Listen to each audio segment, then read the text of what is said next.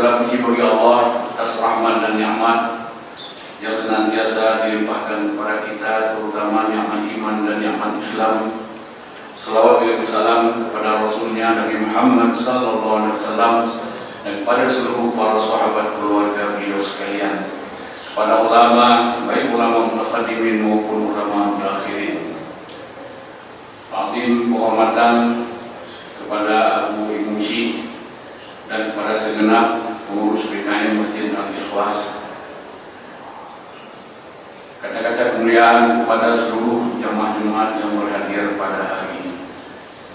Sebelum kita membaca rukun khutbah, mari sama-sama kita melihat satu dua ayat Al-Quran yang telah saya bacakan tadi di akhir surat Al-Munafiqun ayat 9 sampai ayat 11.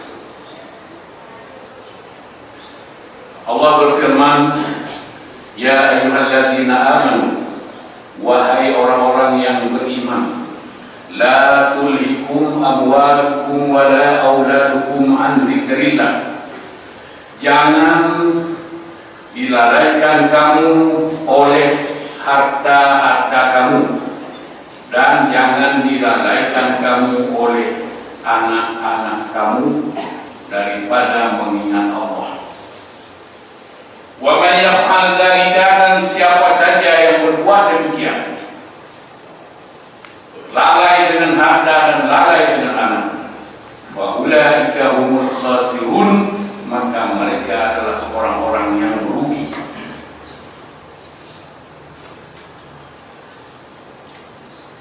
Surat Munafiqun ini diturunkan di Madinah, sehingga di pokok surat disebut Madaniyah. Madaniyah adalah surah-surah dalam Al-Quran yang diturunkan di Madinah atau selama periode Madinah, walaupun bukan di kota Madinah. Misalnya di Badar, saat terjadi perang Badar, atau di tempat-tempat yang lain di dalam perjalanan Rasulullah. Sementara ada satu kelompok surah dalam Al-Quran yang disebut surah Makkiyah, yaitu surah-surah yang diturunkan selama periode Mekah, walaupun bukan di kota Mekah.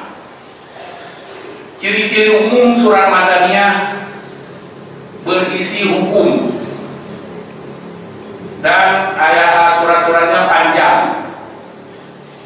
Sementara ciri-ciri lain untuk surat Makkiyah, surat-suratnya pendek dan isinya secara umum tentang ketauhidan, akidah, tentang kisah para nabi dan rasul yang lain, tentang yang gaib, azab kubur, azab neraka, surga, dan lain sebagainya. Jadi sedikit di surat Makkiyah yang dijelaskan soal hukum-hukum syar'i. Baiklah, surah Al-Munafiqun ini hanya 9 ayat. Di awal surat sampai menjelang akhir surat, Allah sampaikan kepada kita tentang sifat-sifat orang munafik. Sifat-sifat orang munafik, dan bahwa kita ketahui munafik ini atau kelompok orang munafik adanya sejak di Madinah, sejak mulai Islam berkembang bertambah dari hari ke hari, penduduk Jazirah Arab masuk Islam. Sementara orang kafir, baik kafir Quraisy maupun kafir di Madinah dari kelompok Yahudi, Bani Nadir dan Bani Hunaifah, dari hari ke hari sembari Islam yang berkembang, orang-orang kafir, kelompok orang kafir itu makin terjepit, makin tidak bisa lagi bebas saat sebelum masuk Islam. Sementara mereka tidak ingin untuk masuk Islam, tidak mau ikut ajaran Nabi Muhammad. Jadi maka bertahanlah mereka itu sebagai kafir. Sementara bagaimana sosial di kota Madinah, aktivitas kemasyarakatan, perdagangan, politik, dan lain sebagainya. Jadi sudah kebalik. Kalaulah di Mekah Islam harus sembunyi-sembunyi, sesampai di Madinah orang kafir yang harus sembunyi. Jadi Islam sudah mulai unjuk gigi, Islam sudah mulai pede dengan ajarannya. Jadi inilah dalam hidup ini selalu ada watil kalaya mudawiha bainan nas. Jadi dalam hidup ini selalu ada perkara. Yang dulu tertindas sekarang berkuasa, yang dulu berkuasa sekarang tertindas. Ini alamiah. Jadi secara tabii inilah sunnatullah yang terjadi. Kita lihat kisah para nabi dan para rasul. Pada saat zaman dakwah, tentu orang kafir yang berkuasa, para nabi dan rasul dikejar-kejar. Tapi saatnya datang kemenangan, tentulah para rasul inilah yang, atau ajaran Allah lah yang menang. Jadi kalimatullah hiya mulia, kalimat Allah la ilaha illallah, dia tetap di akhirnya dia yang di atas. Kemudian Islam terus berkembang, orang kafir terus terjepit. Maka kalau di rumah nggak ada masalah, tapi kalau kita keluar ke pasar, keluar ke tempat-tempat perkumpulan, bagaimana caranya? Tidak ada pilihan lain. Keluar bergabung dengan komunitas Islam, bagaimana caranya? Jadi harus menampakkan Islam lah. Wa idza laqul ladzina amanu qalu amanna. Apabila mereka jumpa dengan orang Islam, orang mukmin, maka mereka berkata amanna, kami beriman. Wa idza qalu ila syayatinihim, dan apabila mereka kembali kepada pemimpin-pemimpin mereka, baru mereka berkata inna ma'hum, sesungguh kami beserta kamu, wa innama nahnu mustahzi'un, dan hanya saja kami hanya cuma memperolok-olok Muhammad dan pengikut-pengikut Muhammad. Itu sifat-sifat dan ciri-ciri orang munafik.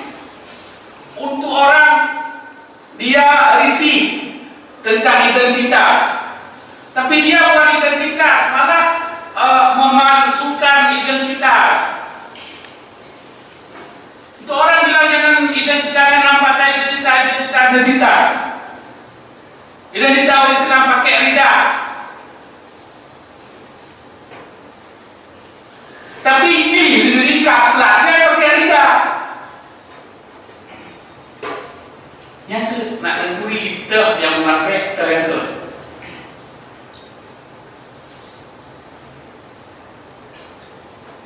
Jadi di satu sisi dia kerdilkan, dia bully identitas orang Islam.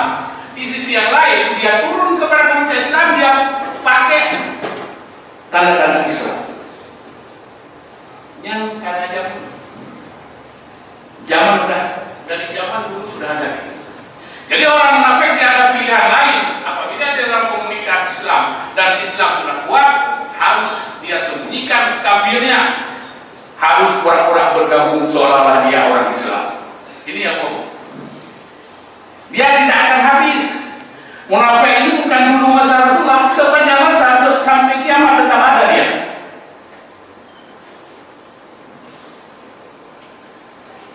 Ciri lain, apabila diajak untuk istighfar, diajak untuk buat ibadah, dia nggak mau. Wa idza qila lahum ta'alu yastaghfir lakum Rasulullah lawaw rusahum. Apabila diajak, sinilah kita istighfar, kita dosa yang udah banyak, udah lalai selama ini, ayolah kita istighfar. Mudah-mudahan Rasul akan minta ampun kepada kita. Lawaw rusahum, mereka berbalik kepadanya. mereka menghambat, menghalang-halangi dakwah Islam. Wa hum mustakbirun, dan mereka selalu sombong, congkak. Itu akan ada sepanjang masa. Maka di akhir surat Munafik itu Allah pesan kepada kita orang beriman. Kalau sudah kita tahu bagaimana karakter orang-orang munafik, maka Allah ajaklah kita memberi peringatan kepada orang beriman. Ya ayyuhalladzina amanu tadi, wahai orang beriman, jangan kamu dilalaikan oleh harta dan anak kamu. Berarti kalau itu yang dilarang oleh Allah, itu kerja munafik. Yang lalai, yang akal, lalai, yang anu daripada dengan Allah, yang kerja munafik. Seolah-olah pegang Allah, hai beriman, kan hancur minta akal, kan hancur menganu leleng-leleng. Tapi yang penting baik tua Tuhan. Yang penting jangan sampai melupakan Allah dengan aktivitas mengumpulkan harta. Jangan untuk mengurus anak 80%, untuk ibadat hanya 20%. Jangan untuk mengurus harta 90%, untuk pikir ibadat hanya 10%. Apalagi yang tidak sama sekali. Maaf, kadang kita seorang buka toko grosiran, grosir sembako, grosir apa grosir, kulit kita hitam, jadi putih, enggak kena sinar matahari. Habis subuh buka toko, duduk di laci sampai habis isya keluar, kulit hitam, dia putih, hanya hitam kena matahari.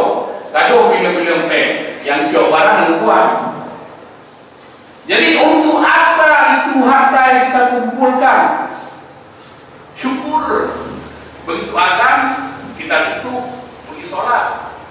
Syukur alhamdulillah. Tapi yang diancam oleh Allah, apabila kamu lalai tidak ingat Allah, itu yang diancam.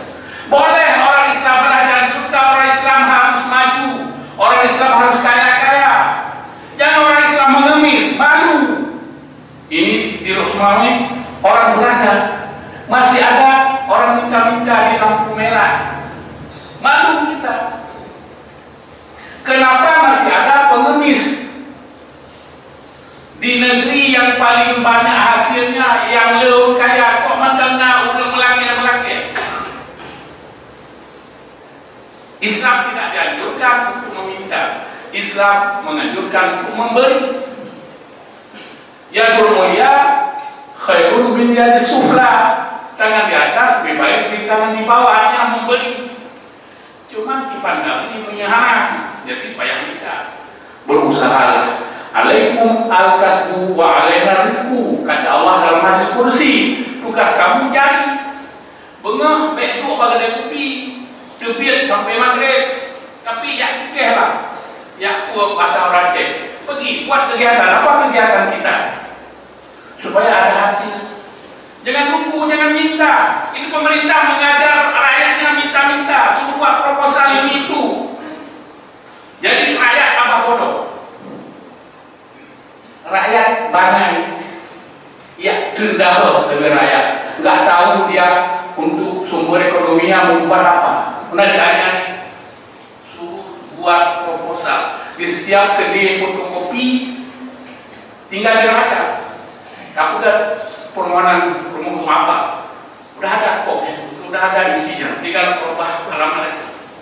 Jadi ajar bodoh, rakyat pun mau dibodoh-bodoh terus. Jadi bapak-bapak sekalian, mari buka pikiran kita. Jangan diombak-ambing, dibolak-balik terus kita, sehingga lupa apa yang sebenarnya tujuan hidup di dunia. Kalau sudah terlanjur kamu lalai dengan mengumpul harta dan anak, ada solusi Allah tawarkan. Wa amfiqu. Oke, kamu masa muda kamu cari harta sampai kaya, sampai lupa sholat, sampai tinggal sholat. Tidak masalah Allah. Allah memberi kesempatan. Gimana caranya? Wa amfiqu, dan beri nafkahkan daripada sebagian yang sudah diberikan oleh Allah kepada kamu, sehingga kamu sudah kaya-kaya sekarang. Dulu kamu lalai, sekarang infakkan harta kamu itu. Sebagian aja, tak perlu semua. Sampai kapan batasnya? Min qabli ayatiya ahadakumul maut, sebelum datang mati kepada. Kalau nyawa sudah di kerongkongan, kamu mau kasih sumbangan nggak bisa lagi. Nah sekarang sebelum habis harta kasih untuk anak, ada supaya kita sayang ke anak, udah kasih pendidikan, nggak S1, S2, S3, kita cari kerja lagi untuk anak, habis harta orang tua. Waktu tua merengek-rengek sama anak, karena sayang sama anak, nggak sayang sama diri sendiri. Allah nggak suruh, Islam nggak suruh kayak gitu. Boleh kamu kaya, boleh kamu sejahtera, nikmatilah dunia ini. Yang penting kamu asal jangan lupa aja pada aku. Kasih banyak tempat-tempat yang perlu ulur tangan kita yang sudah berada. Kasih. Menyangkatnya membangun, ya laki nggak bisa lagi. Fa'asaddaqa wa aku minas salihin, maka aku akan bersedekah. Ini semua kita yang tidak berbuat amal waktu sehat, pada saat mau mati semua kita mohon, ya Allah kasihlah satu hari lagi mau hidup, mau sehat, taubat semua, mau berbuat kebaikan. Tidak bisa. Saya akan jadi orang saleh, tidak akan bisa. Nah, sekarang lah kalau membuat. Wala yu'akhirullahu nafsan idza jaa ajaluha, dan apabila Allah Ta'ala tidak akan menunda ajal seseorang apabila datang ajalnya, nggak akan ditunda. Sepersejuta detik pun nggak akan bisa ditunda.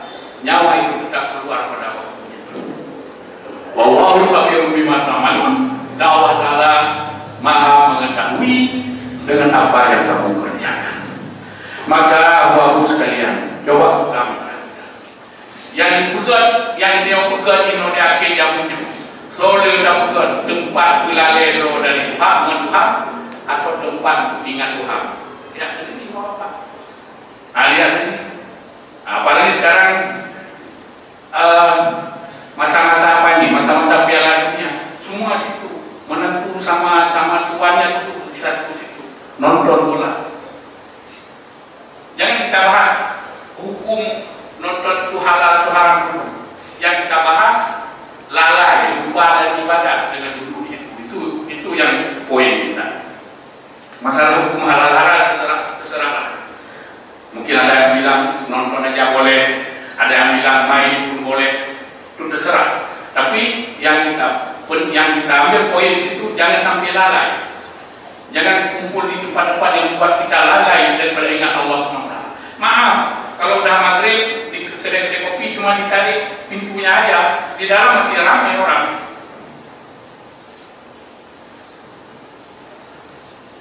Karena syariat Islam, jadi syariat Islam dari pintu lagi gede. Bukan semayang.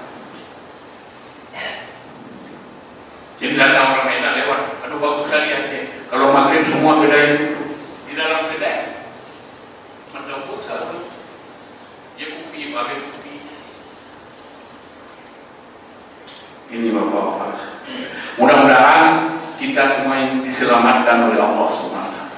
Selamat iman kita keluar dari dunia ini dengan iman. Inilah yang dapat saya sampaikan, mudah-mudahan ada manfaatnya. Lebih dan kurang saya mohon maaf.